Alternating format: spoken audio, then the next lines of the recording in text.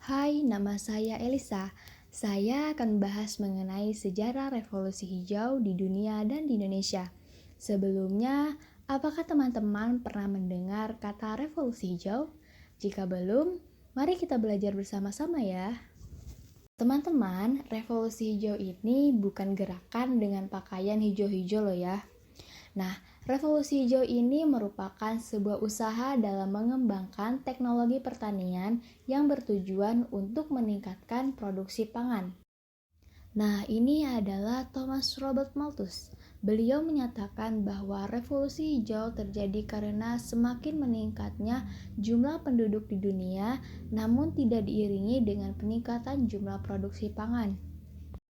Untuk mengatasi masalah tersebut, lembaga seperti Ford Foundation dan Rockefeller Foundation melakukan sebuah penelitian untuk mengatasi masalah tersebut. Lembaga-lembaga tersebut melakukan sebuah penelitian di negara-negara berkembang, contohnya seperti Meksiko, Filipina, India, dan Pakistan yang menjadi objek penelitian mereka.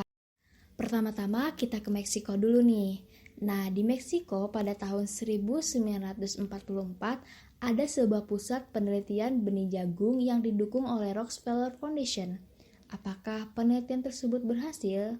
Sudah jelas. Dalam penelitian tersebut berhasil menemukan beberapa varietas baru dari hasil jagung yang hasilnya di atas rata-rata varietas lokal Meksiko.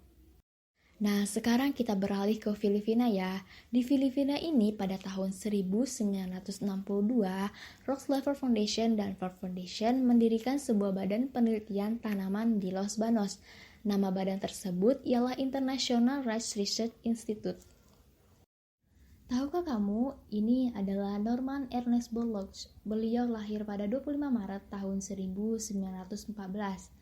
Beliau diberi gelar sebagai Bapak Revolusi Hijau dan mendapat Nobel di tahun 1970. Nah, bagaimana dengan Indonesia pada masa itu? Apakah sudah ada revolusi hijau? Apa belum ya? Di Indonesia, revolusi hijau terjadi pada masa Orde Baru, tepatnya sejak dilaksanakannya Pelita I di tahun 1969. Revolusi hijau diterapkan dan fokus pada peningkatan hasil pertanian yakni beras. Pelaksanaannya ada 4 program yakni intensifikasi pertanian, ekstensifikasi pertanian, diversifikasi pertanian, dan rehabilitasi. Nah, kita bahas satu persatu ya.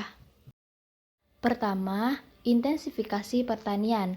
Ini diterapkan dalam bentuk panca usaha tani, yakni pemilihan bibit unggul, pengaturan irigasi, pemupukan, teknik pengolahan tanah, dan pemberantasan hama. Kedua adalah ekstensifikasi pertanian. Langkah ini merupakan perluasan area pertanian yang sebelumnya belum dimanfaatkan. Contohnya itu seperti pemanfaatan hutan, lahan gambut atau padang rumput untuk digunakan sebagai lahan pertanian. Yang ketiga adalah diversifikasi pertanian. Ini dapat dikatakan pengalokasian sumber daya pertanian ke beberapa aktivitas lainnya yang menguntungkan, baik secara ekonomi atau lingkungan. Contohnya menanamkan beberapa jenis tanaman dalam satu lahan atau memelihara beberapa hewan ternak dalam satu kandang. Yang terakhir adalah rehabilitasi. Rehabilitasi ini merupakan sebuah usaha untuk meningkatkan hasil pertanian dengan cara memperbaharui segala hal terkait pertanian. Misalnya memperbaiki sawah tak ada hujan menjadi sawah irigasi. Baiklah teman-teman, itu dia pembahasan kali ini mengenai sejarah revolusi hijau di dunia dan Indonesia.